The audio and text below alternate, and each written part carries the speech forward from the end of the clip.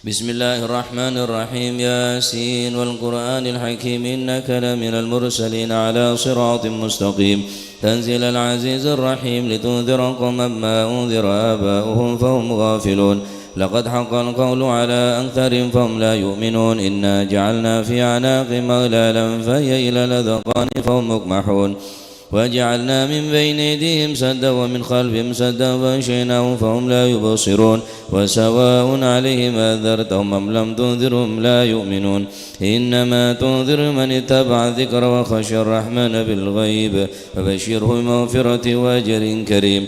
إنا نحن نحيي الموتى ونكتب ما قدموا وآثارهم وكل شيء أحصيناه في إمام مبين. واضرب لهم مثلا أصحاب القرية إذ جاءها المرسلون إذ أرسلنا إليهم اثنين فكذبوهما فعززنا بثالث فقالوا إنا إليكم مرسلون قالوا ما أنتم إلا بشر مثلنا وما أنزل الرحمن من شيء إن أنتم إلا تكذبون قالوا ربنا يعلم إنا إليكم لمرسلون وما علينا إلا البلاغ المبين قالوا إنا تطيرنا بكم لئن لم تنتهوا لنرجمنكم وليمسنكم منا عذاب أليم قالوا طائركم معكم إن ذكرتم بل أنتم قوم مسرفون. وجاء من أقصى المدينة رجل يسعى قال يا قوم اتبعوا المرسلين اتبعوا من لا يسألكم أجرا وهم مهتدون.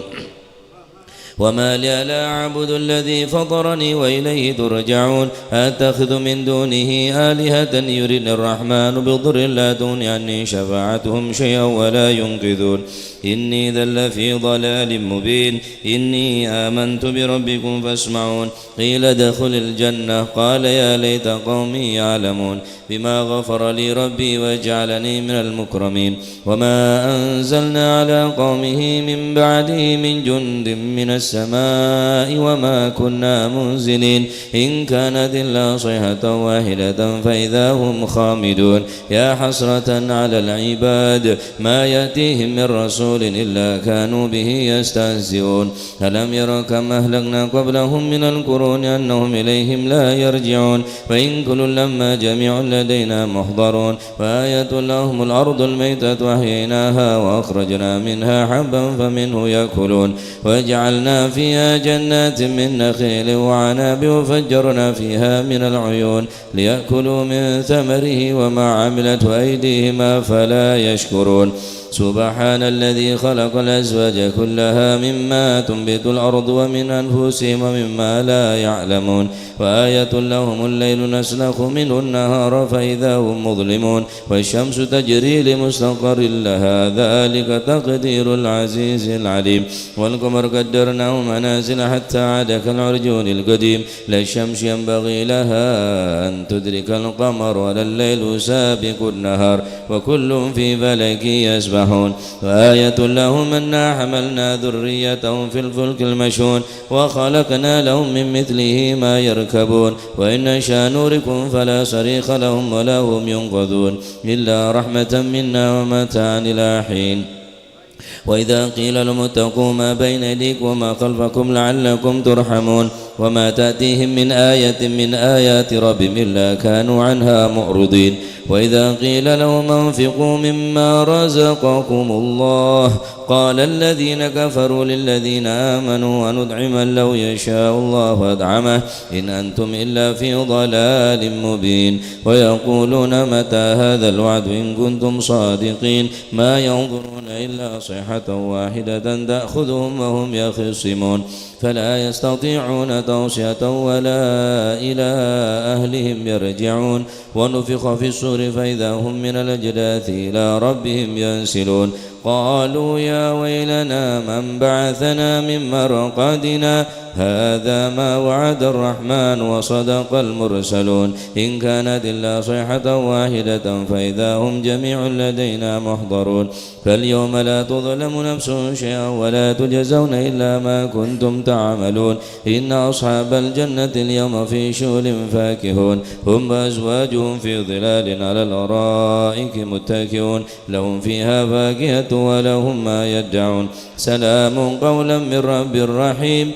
وامتازوا اليوم أيها المجرمون ألم أعهد إليكم يا بني آدم ألا تعبدوا الشيطان إنه لكم عدو مبين وأن اعبدوني هذا صراط مستقيم ولقد أضل منكم جبلا كثيرا أفلم تكونوا تعقلون هذه جهنم التي كنتم توعدون اصلوها اليوم بما كنتم تكفرون اليوم نختم على أفواههم وتكلمنا أيديهم وتشهد أرجلهم بما كانوا يكسبون ولو نشاء لطمسنا على أعينهم فاستبقوا الصراط فأنى يبصرون ولو نشاء لمسخناهم على مكانتهم فما استطاعوا مضيا ولا يرجعون ومن نعمر نكس في الخلق أفلا يعقلون وما علمناه الشعر وما ينبغي له إن هو إلا ذكر وقرآن مبين لينذر من كان حيا ويحق القول على الكافرين أولم يروا أنا خلقنا لهم مما عملت أيدينا أنعاما فهم لها مالكون وذللناها لهم فمنها ركوب ومنها يأكلون ولهم فيها منافع ومشارب أفلا يشكرون واتخذوا من دون الله آلهة لعلهم ينصرون لا يستطيعون نصرهم وهم لهم جند محضرون فلا يحزنك قولهم إنا نعلم ما يسرون وما يعلنون أولم ير الإنسان أنا خلقناه من نطفة فإذا هو خصيم مبين وضرب لنا مثلا ونسي خلقه قال من يحيي العظام وهي رميم قل يحيي الذي أنشاها أول مرة وهو بكل خلق عليم الذي جعل لكم من الشجر الأخضر نارا فإذا أنتم منه توقدون وليس الذي خلق السماوات والأرض بقادر على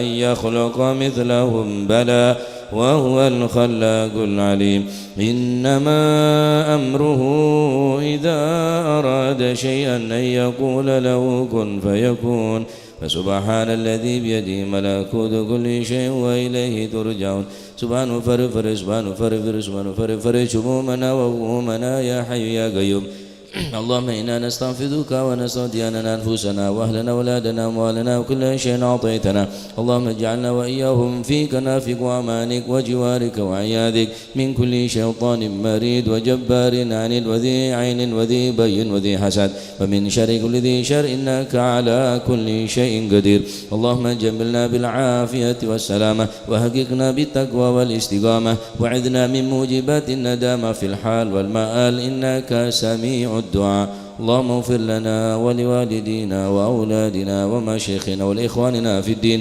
ولأصحابنا وأحبابنا ولمن حبنا فيك ولمن أحسن إلينا وللمؤمنين والمؤمنات والمسلمين والمسلمات يا رب العالمين وارزقنا اللهم كمال المتابعة له ظاهرا وباطنا في عافية وسلامة برحمتك يا أرحم الراحمين يا أرحم الراحمين يا أرحم الراحمين وصلى الله على سيدنا محمد وعلى آله وسلم والحمد لله رب العالمين. الفاتحة على من أسلافنا الصالحون وعلى ما نوى حبيبنا الهبشي أن الله يغفر ذنوبنا ويستر عيوبنا ويشفي أمراضنا ويقضي حاجاتنا ويقضي حاجاتنا وحاجات المسلمين أجمعين أن الله يسر كل أمورنا أمور الدنيا والآخرة وإلى حضرة النبي محمد صلى الله عليه وسلم بسر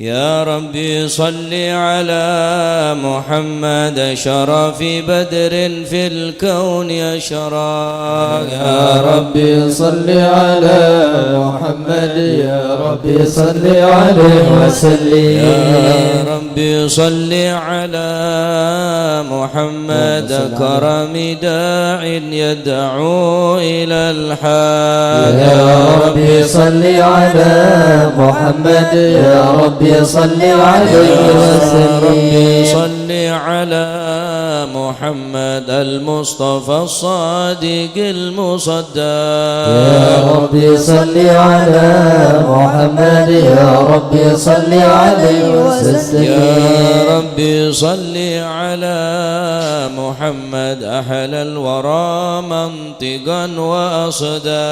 يا ربي صل على محمد يا ربي صل عليه وسلم. يا ربي صل على محمد أحلى الورى منطقا وأصدا. يا ربي صل على محمد يا ربي صل عليه وسلم. يا ربي صل على محمد الحفظ لمن بالتقى تحقق. يا ربي صل على محمد يا ربي صل عليه وسلم. يا ربي صل على محمد من بالسخاء والوفاء تخلق. يا ربي صل على محمد يا ربي صل عليه وسلم. يا ربي صل على محمد واجمع من الشمل ما تفرق. يا ربي صل على محمد يا ربي صل عليه وسلم. يا ربي صل على محمد واصله وسهل ما قد تعود. يا ربي صل على محمد يا ربي صل عليه وسلم. يا ربي صل على محمد وافتح من الخير كل مغلق. يا ربي صل على محمد يا ربي صل عليه وسلم. يا ربي صل على محمد وآله ومن بالنبي تعلق. يا ربي صل على محمد يا ربي صل عليه وسلم. يا ربي صل على محمد وآله ومن للحبيب يعشق. يا ربي صل على محمد يا ربي صل عليه وسلم. يا ربي صل على محمد ومن بحبل النبي توثق.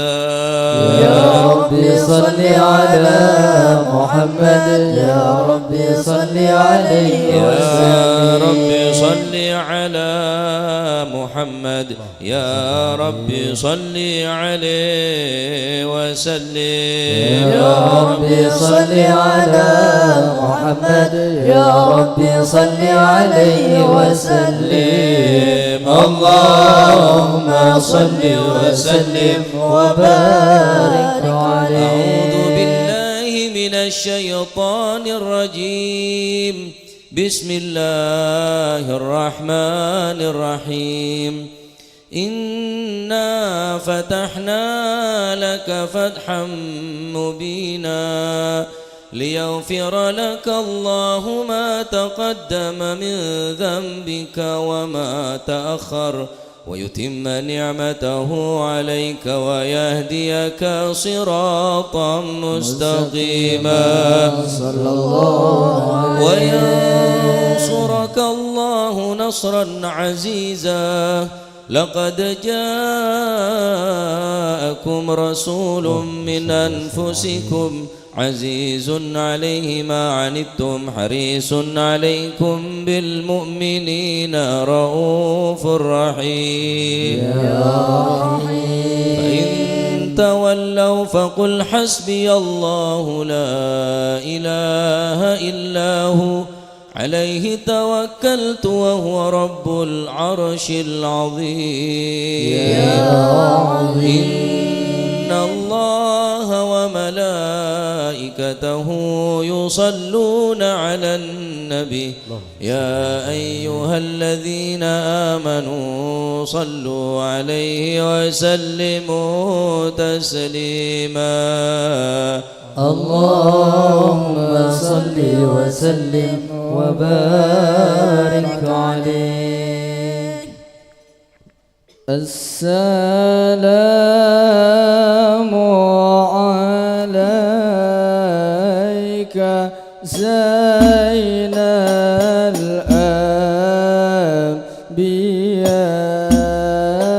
الأنبياء السلام عليك السلام عليك زين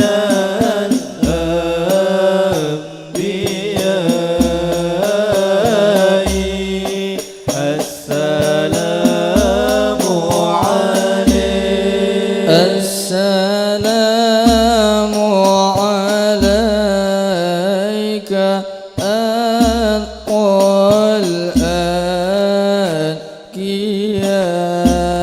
الأنبياء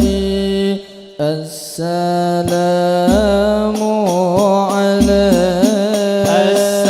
السلام عليك زين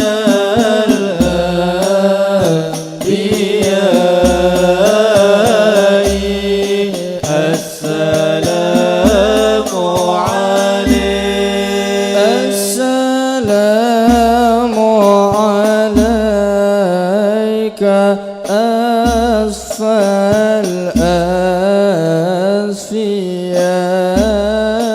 الأسفياء السلام عليك السلام عليك زين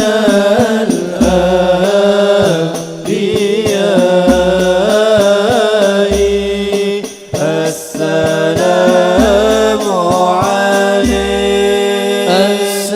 السلام عليك أزكى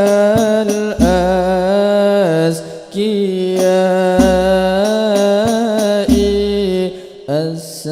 السلام عليك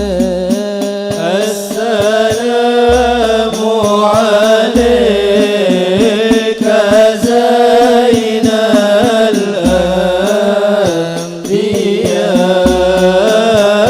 الأنبياء السلام عليك السلام عليك من رب السماء صلى الله عليه السلام عليك زين الأنبياء صلى الله عليه السلام عليك دائم بلا انقضاء صلى الله عليه السلام عليك زين الأنبياء صلى الله عليه السلام عليك أحمد يا حبيبي صلى الله عليه السلام عليك زين الأنبياء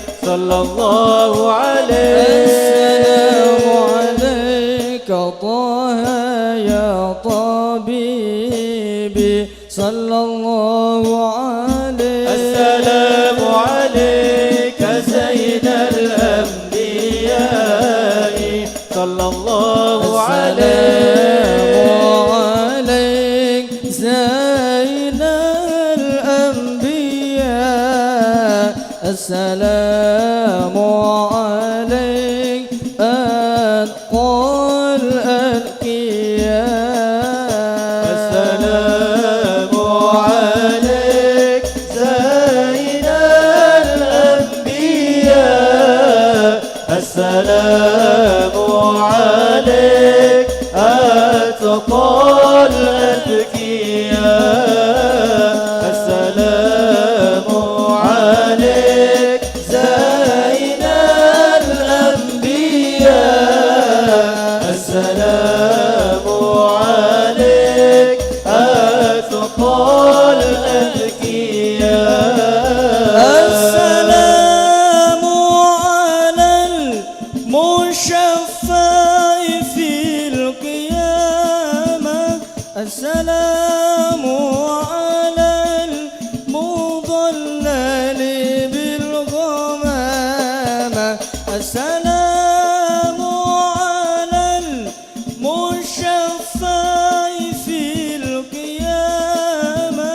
السلام على المضلل بالغمامة السلام على المتوج بالكرامة السلام عليك السلام عليك السلام عليك زين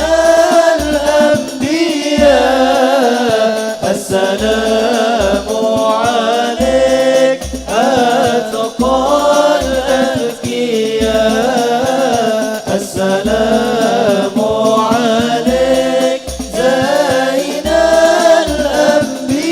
الأنبياء السلام عليك أتقى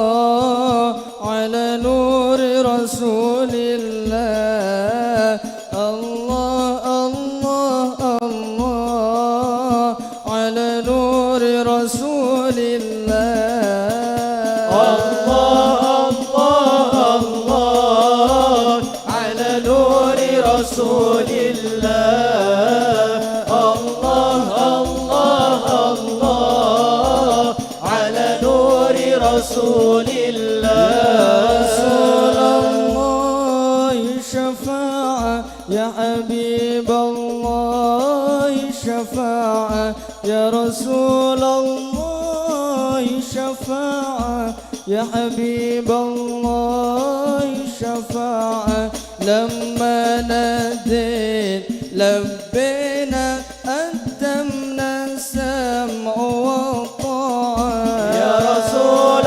الله الشفاعة يا حبيب الله الشفاعة يا رسول الله الشفاعة يا حبيب الله الشفاعة لما نديت لبينا قدمنا السمع والطاعة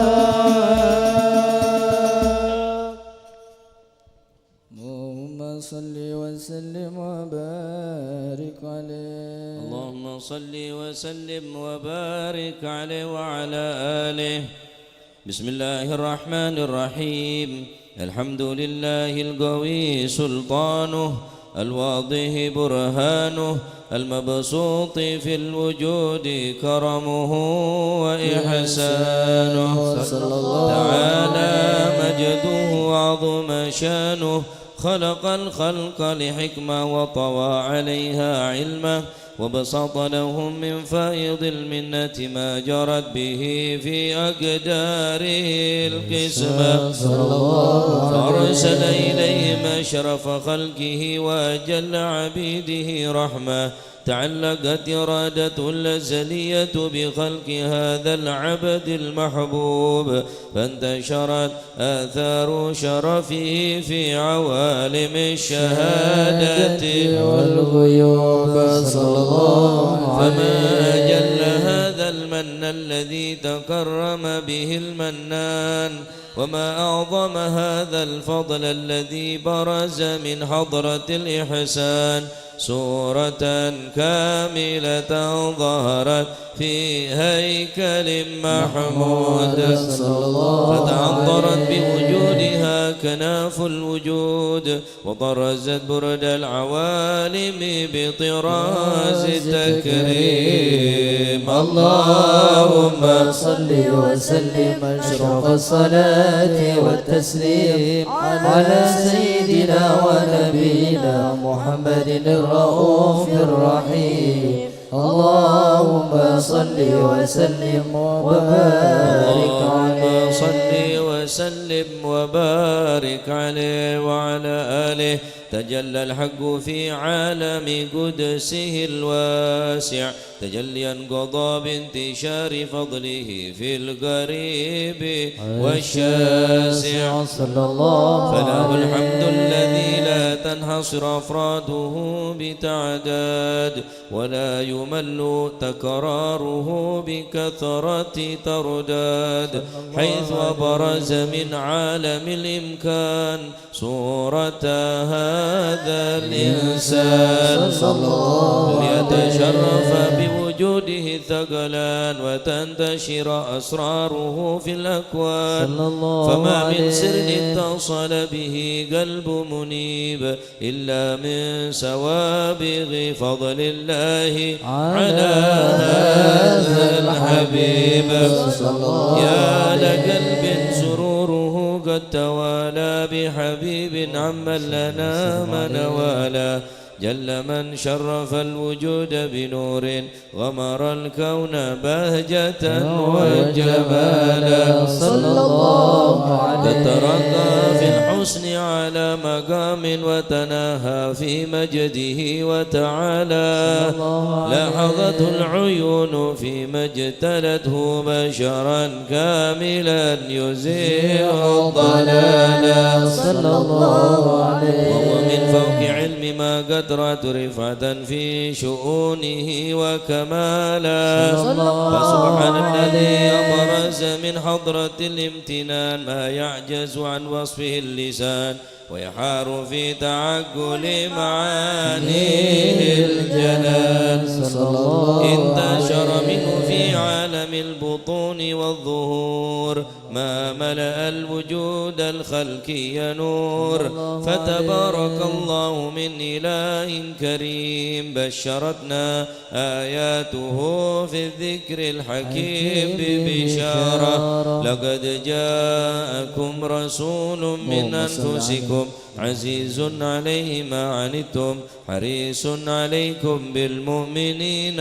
رؤوف رحيم فمن فجأت هذه البشارة وتلقاها بقلب سليم فقد هدي إلى صراط مستقيم اللهم صل وسلم أشرف الصلاة والتسليم على سيدنا ونبينا محمد الرؤوف الرحيم اللهم صل وسلم وبارك عليه اللهم صل وسلم وبارك عليه وأشهد أن لا إله إلا الله وحده لا شريك له شهادة تعرب بها اللسان عما تضمنه الجنان من التصديق بها والإذعان صلى الله عليه تثبت بها في الصدور من الإيمان قواعده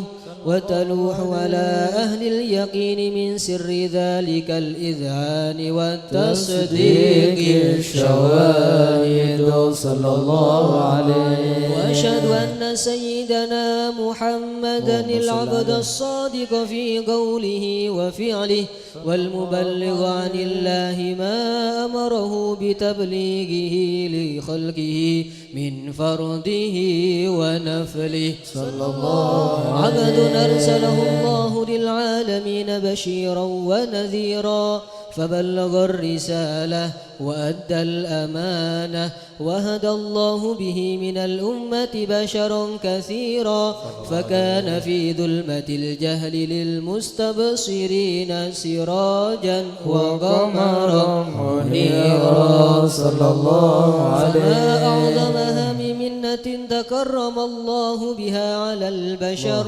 وما أوسعها من نعمة انتشر سرها في البحر والبر اللهم صل وسلم بأجل الصلوات وأجمعها وأزكى التحيات وأوسعها على هذا العبد الذي وفى بحق العبودية صلى الله عليه وبرز فيها في خلعة الكمال وقام بحق الربوبية في مواطن الخدمة لله وأقبل عليه غاية الإقبال صلى الله عليه صلاة يتصل بها روح المصلي عليه به فينبسط في قلبه نور سر تعلقه به وحبه ويكتب بها بعناية الله في حزبه وعلى آله وصحبه الذين ارتقوا صهوة المجد بقرب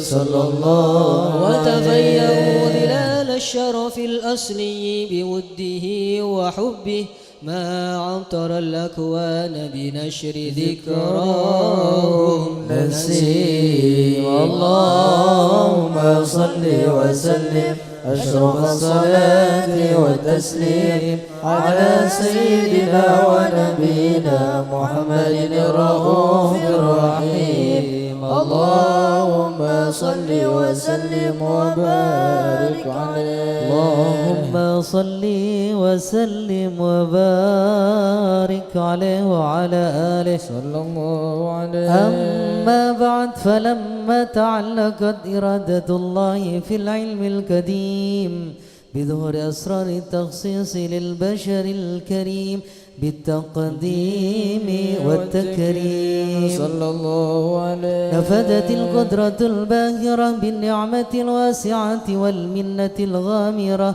فانفلقت بيضة التصوير في العالم المطلق الكبير عن جمال مشهود بالعين، حاول لوصف الكمال المطلق والحسن التام والزين صلى الله عليه. فتنقل ذلك الجمال الميمون في الأصلاب الكريمة والبطون، فما من صلب ضم إلا وتمت عليه من الله النعمة. صلى الله عليه. فهو القمر التام الذي يتنقل في بروجه ليتشرف بموطن استقراره وموضع خروجه، وقد قضت الأكدار الأزلية بما قضت، وأظهرت من سر هذا النور ما أظهرت، وخصصت به من خصصت.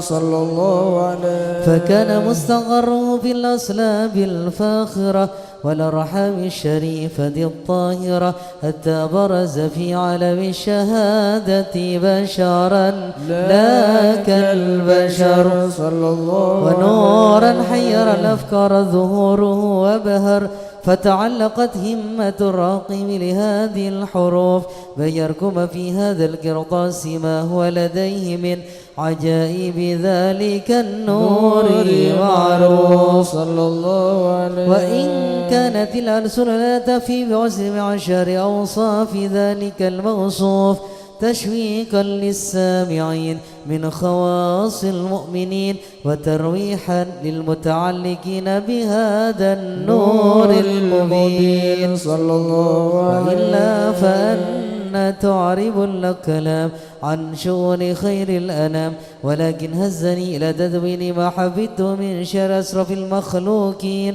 وما أكرم الله به في مولده من الفضل الذي عم العالمين. صلى الله. وبقيت رايته في الكون منشورة على مر الأيام والشهور والسنين، داعي التعلق بهذه الحضارة الكريمة ولا التشوق إلى سمع أوصافها العظيمة، ولعل الله ينفع به المتكلم والسامع ويدخلني في شفاعة هذا النبي الشافع ويتروحني بروح ذلك النعيم. اللهم صل وسلم أشرف الصلاة والتسليم على سيدنا ونبينا محمد الرؤوف الرحيم. اللهم صل وسلم وبارك عليه. برسول الله والبداوي ورجال من بني علوي، برسول الله والبداوي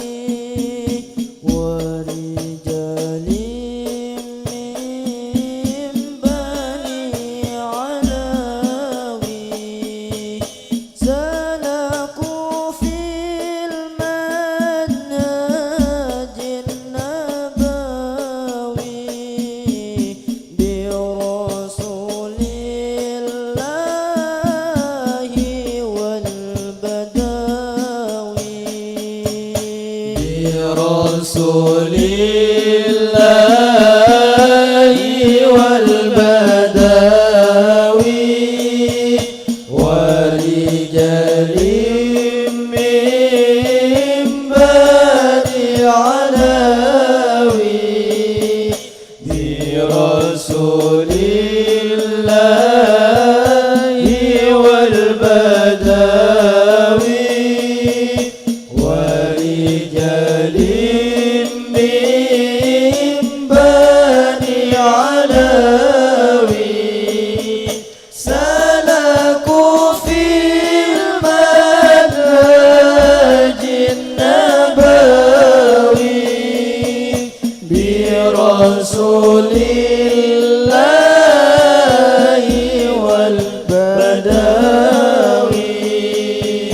ربي إني قد مددت يدي منك أرجو فيض المدد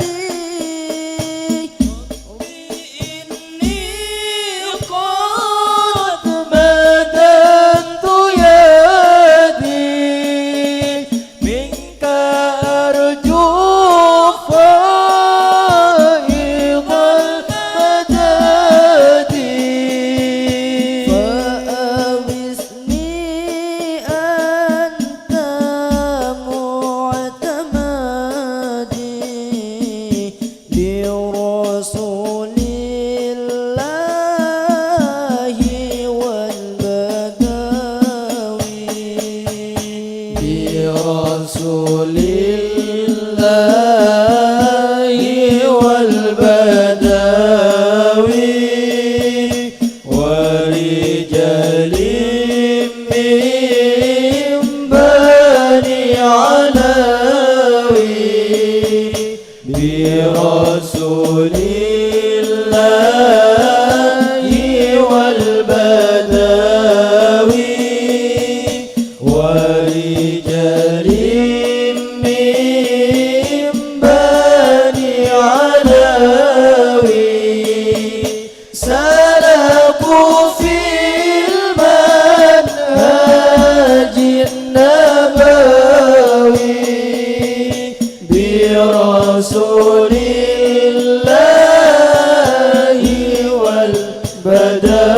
والبداوي ربي إني قد مددت يدي منك أرجو فيض المدد إني قد مددت يدي منك أرجو فيض المدد فأغثني أنت معتمدي برسول الله والبداوي برسول الله والبداوي ورجال من بني علوي برسول الله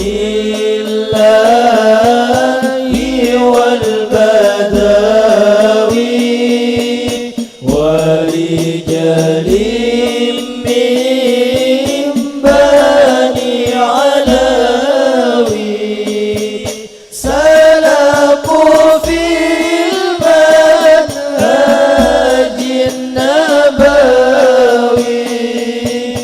برسول الله والبداوي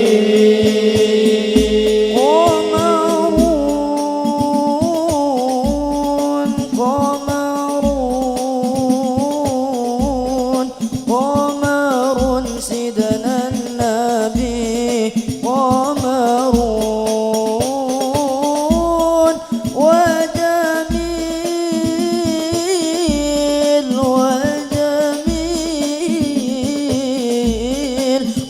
وجميل سيدنا النبي وجميل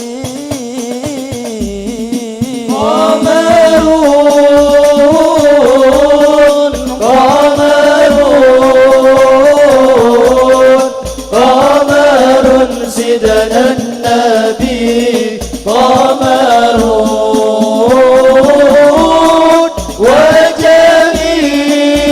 وجميل وجميل وجميل سيدنا النبي وجميل وكف المصطفى كالورد نادي الله الله وعطرها يبقى إذا مست آيات الله الله وكف المصطفى كالورد نادي الله الله وعطرها يبقى إذا مست آياتي الله الله وعم نوالها كل العباد وعم نوالها كل العباد وعم نوالها كل العباد حبيب الله يا خير البرايا قمرون قمرون قمر سيدنا النبي قمرون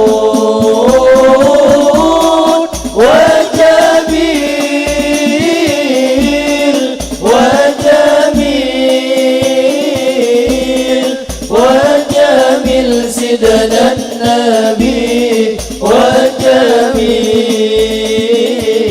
وجميل ولا دل الله بل كان نورا الله الله فنال الشمس منه والبدور الله الله ولا ذل له بل كان نورا الله الله وتنال الشمس منه والبدور الله الله ولم يكن الهدى لولا ظهورا ولم يكن الهدى لولا ظهورا ولم يكن الهدى لولا ظهورا من الكون أنار بنور طه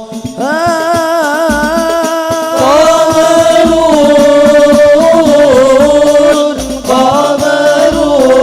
قمرون قمر سيدنا النبي قمرون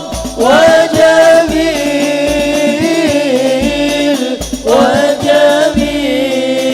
وجميل وجميل سيدنا النبي وجميل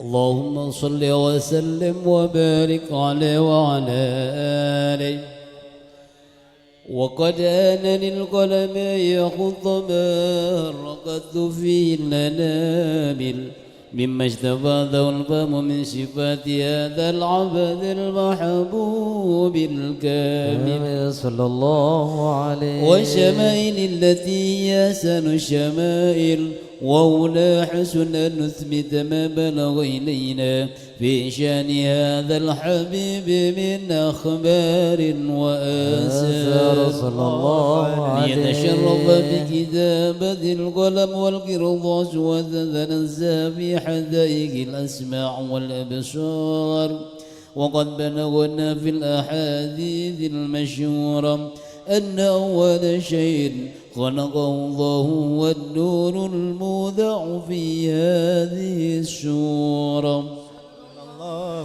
فنور هذا الحبيب أول مخلوق برز في العالم، ومنه تفرع الوجود خلقا بعد خلق فيما حدث وما تقادم صلى الله عليه. وقد أخرج عبد الرزاق بسند عن جابر بن عبد الله الأنصاري رضي الله عنهما قال: قلت يا رسول الله بأبي وأمي أخبرني عن أول شيء خلقه الله قبل الأشياء.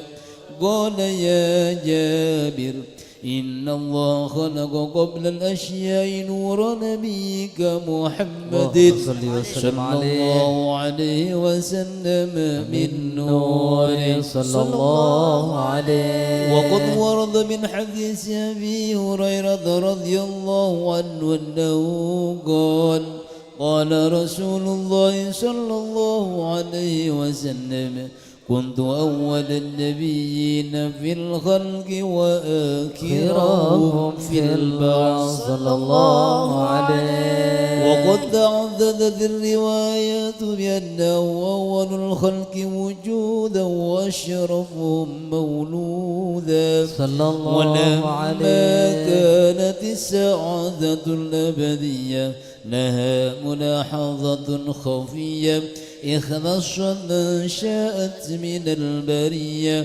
بكمال الخصوصية صلى الله عليه. فاستودعت هذا النور المبين أصلاب وبطون من شرفته من العالمين، فتنقل هذا النور من صلب آدم ونوح وإبراهيم عليه السلام، حتى أوصلت يد العلم القديم إلى من خصصته بالتكريم أبيه الكريم عبد الله بن عبد المطلب ذي القدر العظيم، وأمي التي هي في المخاوف آمنة السيدة الكريمة آمنة، فتلقاه صلب عبد الله فألقاه إلى بطنها صلى الله عليه. فضمت وشاؤها بمعونة الله محافظة على حق هذه الذرة وصونها،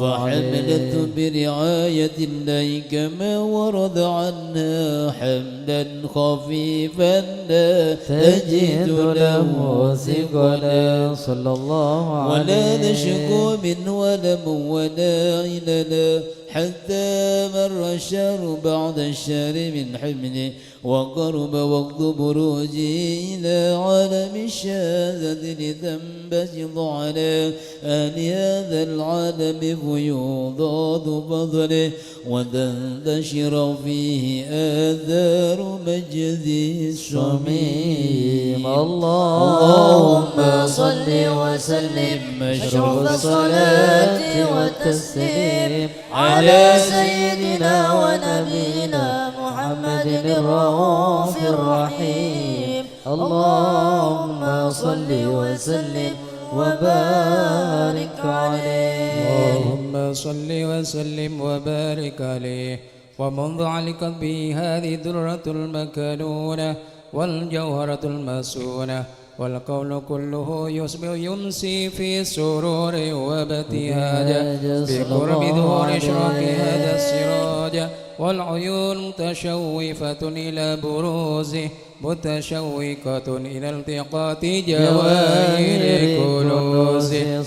وكل دابة لقريش نطقت بفصيح العبارة معلة بكمال البشارة، وما من حمل حملت في ذلك العام إلا أتت في حملها بغلام من بركات وسعادة هذا الإمام صلى الله ولم عليه. تجرب السماوات متضمحة بذل الفرح بملاقات أشرف البريات وبروزه من علف الخفاء إلى عالم الظهور بعد تنكره في البطون والظهور. قد روى في الوجود مجد كريم وبسط في العالم الكبير مائدة التشريف والتعظيم ببروز هذا البشر الكريم. اللهم صل وسلم أشرف الصلاة والتسليم على سيدنا ونبينا محمد الرؤوف الرحيم. اللهم صل وسلم وبارك عليه. دعوني فالذي أهوى دعاني وأبدى لي من البشرى علامة هذا لي غميضات المعالي يقينا عندما كشف اللثام يقينا عندما كشف اللثام. صلاة الله على طه اليماني شفيع الخلق في يوم القيامة. صلاة الله على طه اليماني شفيع الخلق في يوم القيامة. وفك القيد من بعد امتحاني وأتحفني بأنواع الكرامة وأوضى في الهوى قصدي وشاني على ورع وجنبني الملامة على ورع وجنبني الملامة. صلاة الله صلى الله عليه طه اليماني شفيع الخلق في يوم القيامة. صلاة الله على طه اليماني شفيع الخلق في يوم القيامة.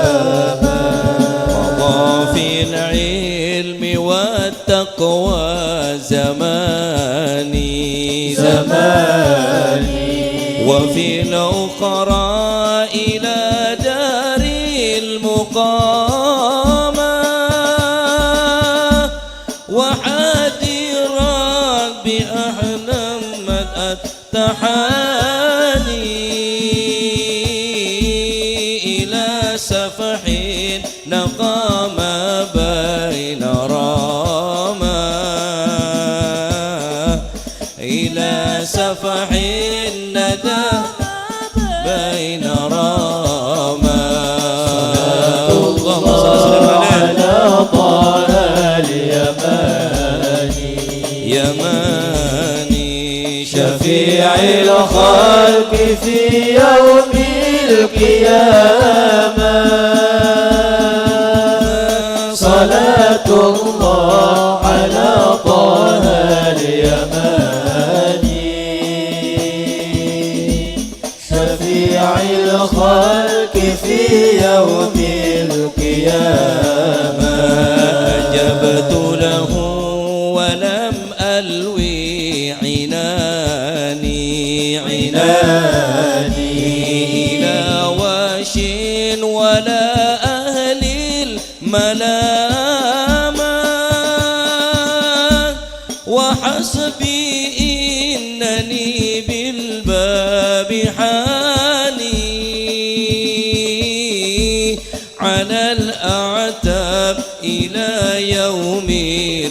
القيامة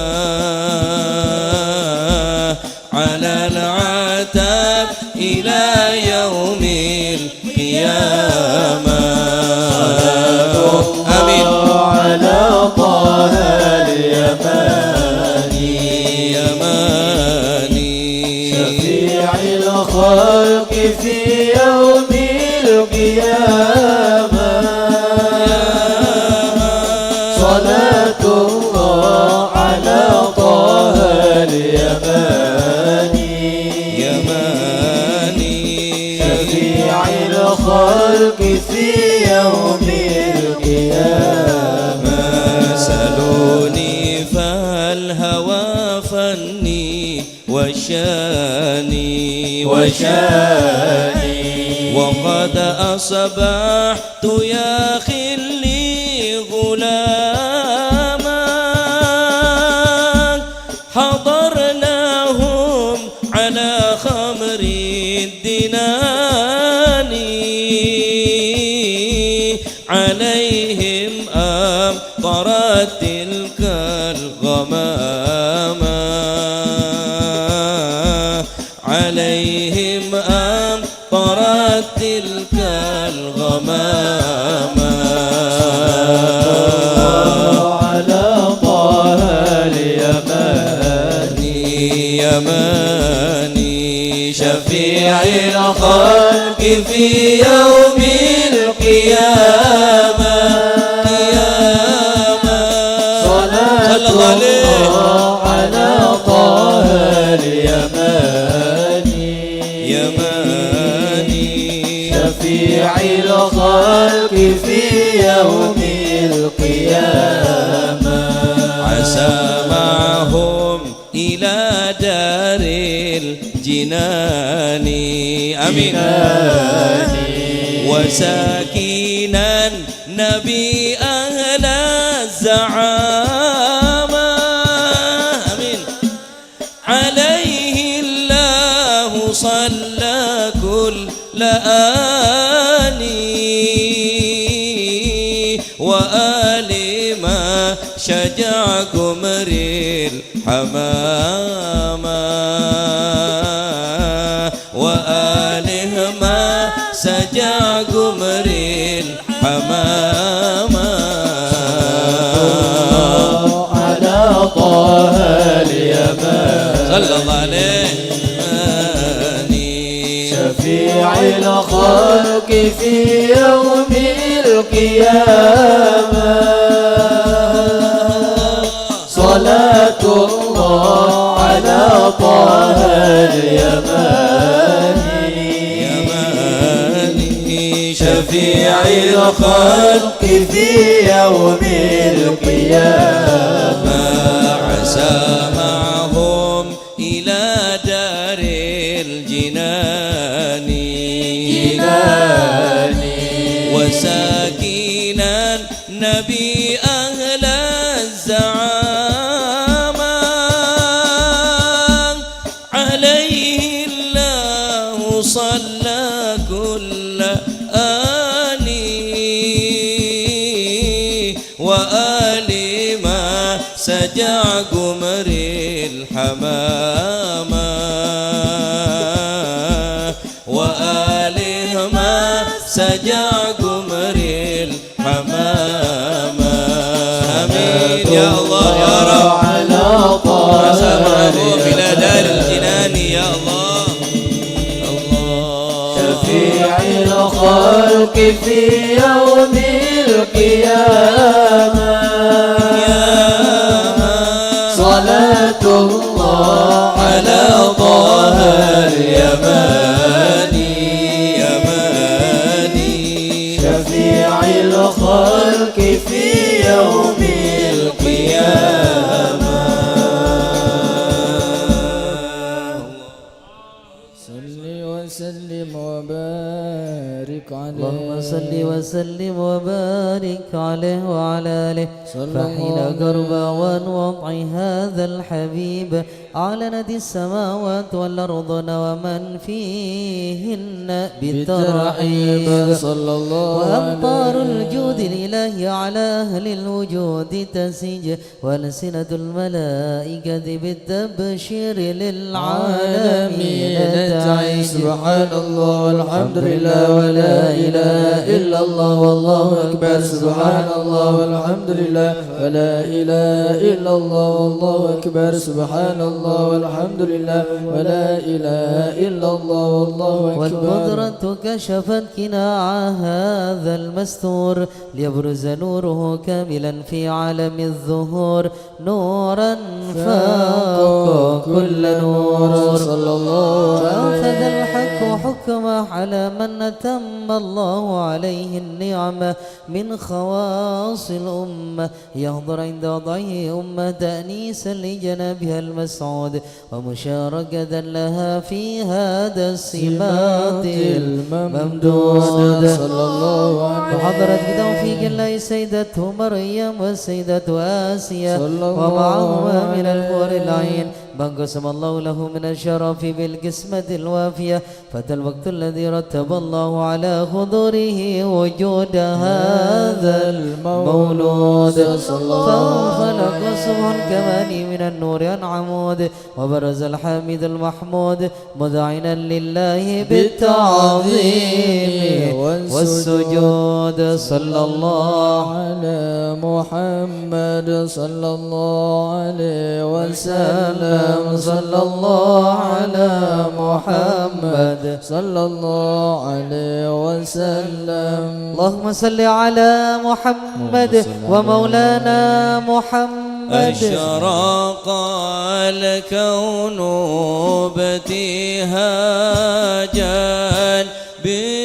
بوجود المصطفى أحمد ولأهل الكون أنس وسرور قد تجدد. يا نبي سلام عليك يا رسول سلام عليك يا حبيب سلام عليك صلوات الله عليك. فاضربوا يا أهل المثاني فهزاروا اليمن غرات واستضيئوا بجمال فقى في الحسن تفرد. يا نبي سلام عليك يا رسول سلام عليك يا حبيب سلام عليك صلوات الله عليك. ولنا البشرى بسعد مستمر ليس ينفد حيث أوتينا عطاء جمع الفخر المؤبد. يا نبي سلام عليك يا رسول سلام عليك يا حبيب سلام عليك صلوات الله عليك. فلربي كل حمد جل أن يحصره العاد إذ حبانا بوجود جود المصطفى الهادي محمد صلى الله عليه سلام عليك يا رسول سلام عليك يا حبيب سلام عليك صلوات الله عليك يا رسول الله صل على محمد بك إنا بك نسعد وبجاهه يا إلهي جد وبلغ كل ما قصد طلع البدر علينا من ثنيات الوداع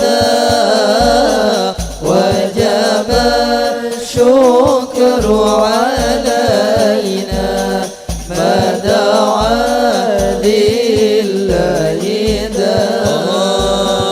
واهدنا نهج سبيله كي به نسعد ونرشد ربي بلغنا بجاهه في جواره خير مقعد طلع البدر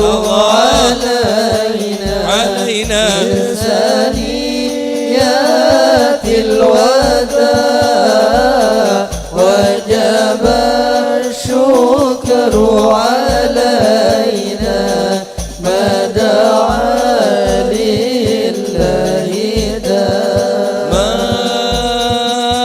مرحبا يا مرحبا يا نور العين مرحبا جد الحسين مرحبا مرحبا مرحبا يا مرحبا يا نور العين مرحبا جد الحسين مرحبا مرحبا واكرمي الأرواح منا واكرمي الأرواح منا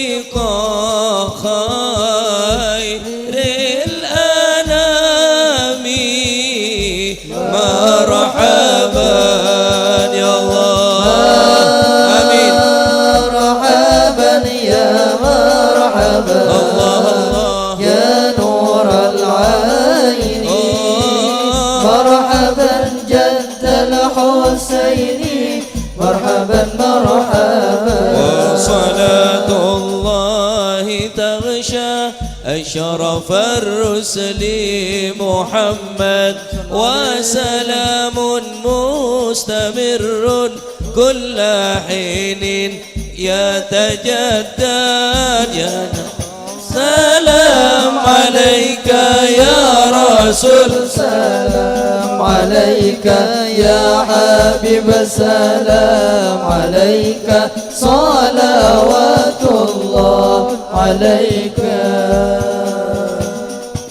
اللهم صل على محمد.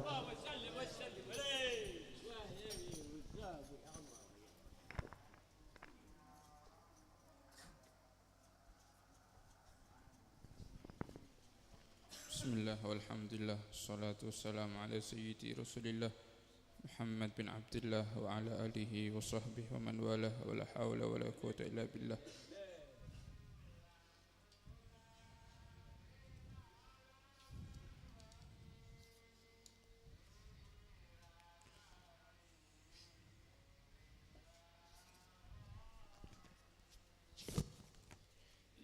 قال رضي الله عنه يوم الأربعاء بأنس مخاطبا بعض أصحابه أنا ما يسرنا ويشرح الخاطر إلى مقام الأخلاق إذا سمعت بأحد من أبناء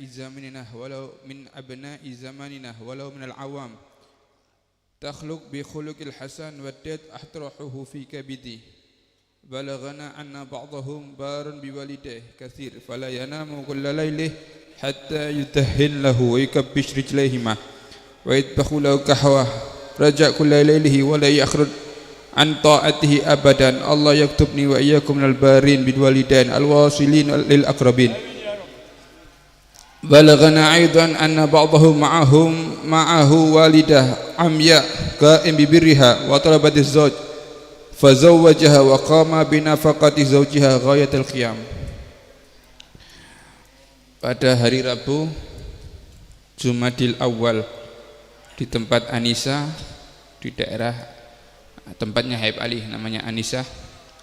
Habib Ali berkata kepada sebagian sahabat-sahabatnya, aku ini senang dengan orang yang mempunyai akhlak.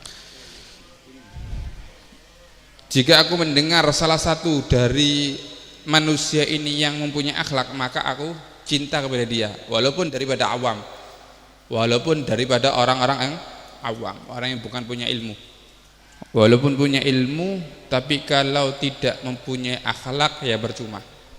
Aku lebih mencintai orang yang awam dan dia yang mempunyai akhlak. Diceritakan, katanya Habib Ali Habsyi, ada sebagian orang di daerah Hadramut sana itu berbakti kepada orang tuanya. Setiap malam dia tidak tidur kecuali sudah minyai orang tuanya, minyai rambutnya, mijeti kakinya. Dia tidak tidur kecuali sudah minyai orang tuanya dan mijeti kakinya orang tuanya. Membuatkan makanan, dibikinkan minuman, sampai orangnya tidur, orang tuanya tidur, baru dia tidur. Ada sebagian, kira lucu bisa nih ya. Ada sebagian yang juga orang tuanya buta, orang tuanya buta.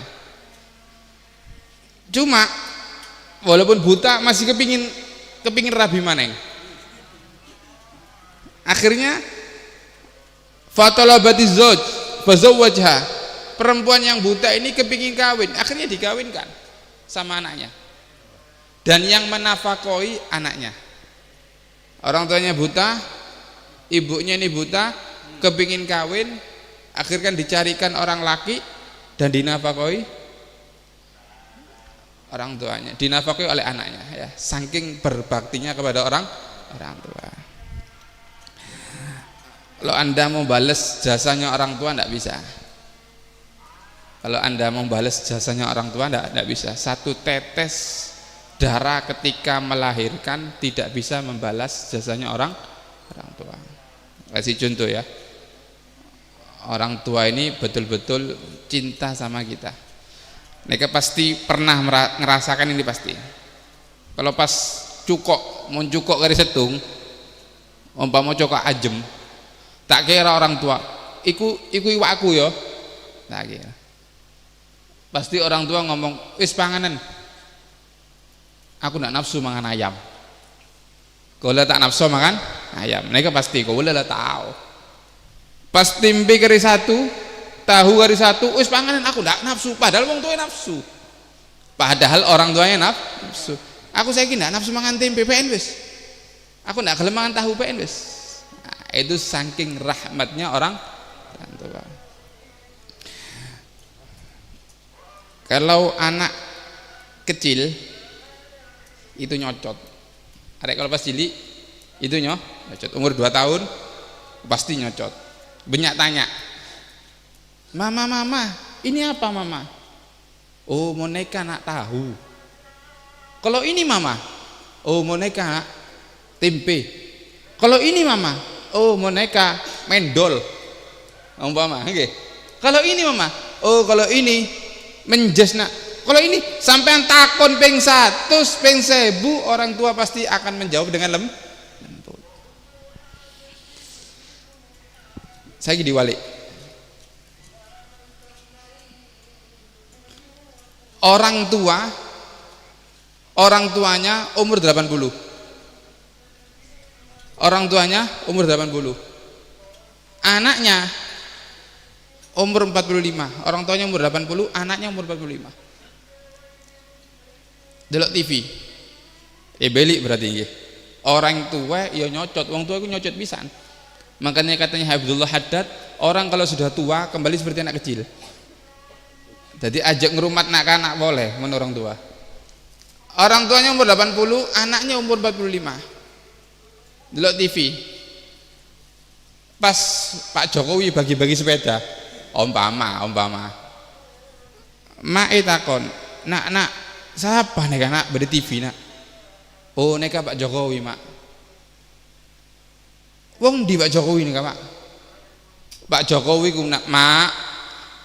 Wong Solo. Rada angkat lah suarane ka. Bagi-bagi apa? Wis mak, wis bengi turu sampean mak. Artinya nggih?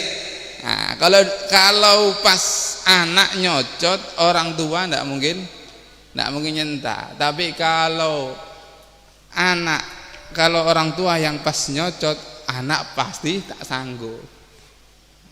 Bila nih Pak, bab emak setung romat 10 sanggup. Semakin orang tua aja paketan, kok dikirim nang kakak. Boleh leso lah, kati ziarah wali 5 kirim boleh nang adik. Boleh leso lah, kati keliling kirim boleh. Bener paketan nih emak nih.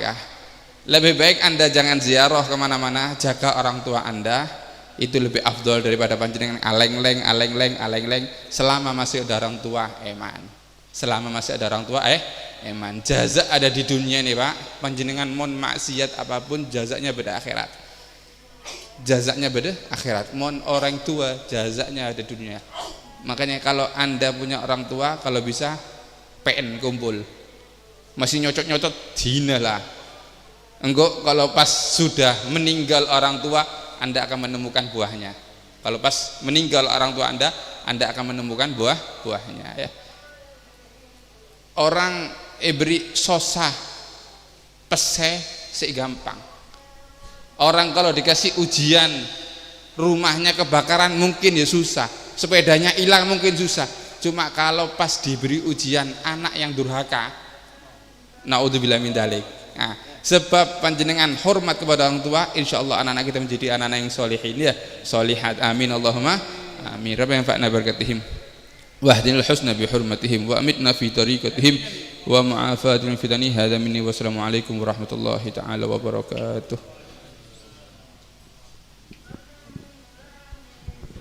Bismillahirrahmanirrahim. Alhamdulillahirabbil alamin. Allahumma salli wa sallim ala sayyidina Muhammadin fil awwalin wal akhirin. Wa salli wa sallim ala sayyidina Muhammadin fil nabiyyin wal mursalin. Wa salli wa sallim ala sayyidina Muhammadin fi kulli waqtin wa hin.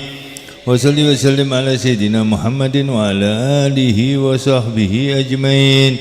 Walamma nadamal fikru min dararil awsafil muhammadiyyati uqudah. توجهت إلى الله متوسلا بسيدي وحبيبي محمد صلى الله عليه وسلم أن يجعل سعي فيه مشكورا وفعلي فيه محمودا وأن يكتب عملي في الأعمال المقبولة وتوجهي بتوجهات الخالصة والصلات الموصولة. اللهم يا من إليه تتوجه الأعمال فتعود ضافرا وعلى باب عزته تحط الرحال فتشاها منه الفيوضات الغامرة. نتوجه إليك بأشرف الوسائل لديك سيد المرسلين عبدك الصادق الأمين سيدنا محمد الذي عمت رسالته العالمين.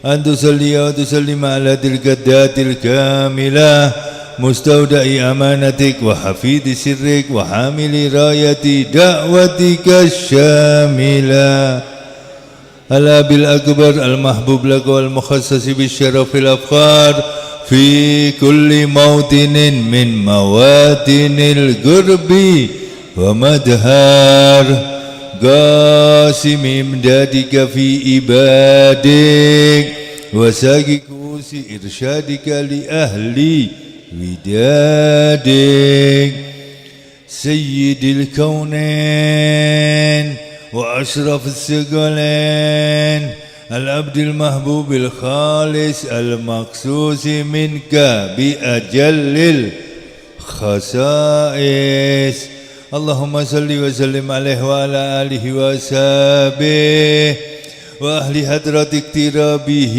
من أحبابه اللهم إنا نقدم إليك جهاد النبي الكريم ونتوسل إليك بشرف مقامه العظيم أن تلاحظنا في حركاتنا وسكناتنا بعين عنايتك وأن تحفظنا في جميع أدوارنا وتقلباتنا بجميل رعايتك وحسين وقايتك وأن تبلغنا من شرف القرب إليك وإلى هذا الحبيب غاية آمالنا وتتقبل منا ما تحركنا فيه من نياتنا وأعمالنا وتجعلنا في هدرة هذا الحبيب من الحاضرين وفي تراعي اتباعه من السالكين ولحقك وحقه من المعدين ولأهدك من الحافظين اللهم إنا لنطمع في رحمتك الخاصة فلا تحرمنا ودنونا جميلة هي وسيلتنا إليك فلا تخيبنا آمنا بك وبرسولك وما جاء به من الدين وتوجهنا به إليك مستشفئين أن تقابل المذنب منا بالغفران والمسيء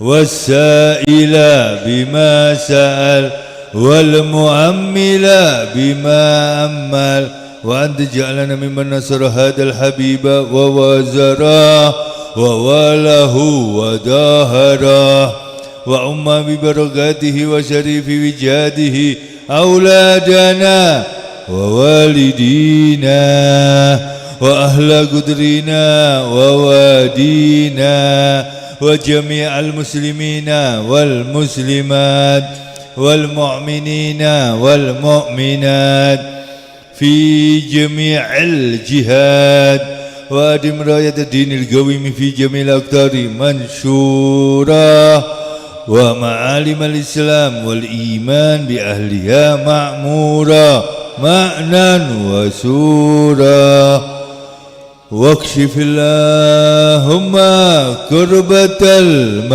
المكروبين واقضي دين المدينين واغفر للمذنبين وتقبل توبة التائبين وانشر رحمتك على عبادك المؤمنين أجمعين واكفي شر المعتدين والظالمين وابسط العدل بولاة الحق في جميع النواحي والأقطار وأيد بدايتين من عندك ونصر على المعاندين من المنافقين والكفار واجعلنا يا ربي في الحسن الحسين من جميع البلايا وفي الحرص المكين من الذنوب والخطايا وأدمنا في العمل بذاتك وصدق في خدمتك قائمين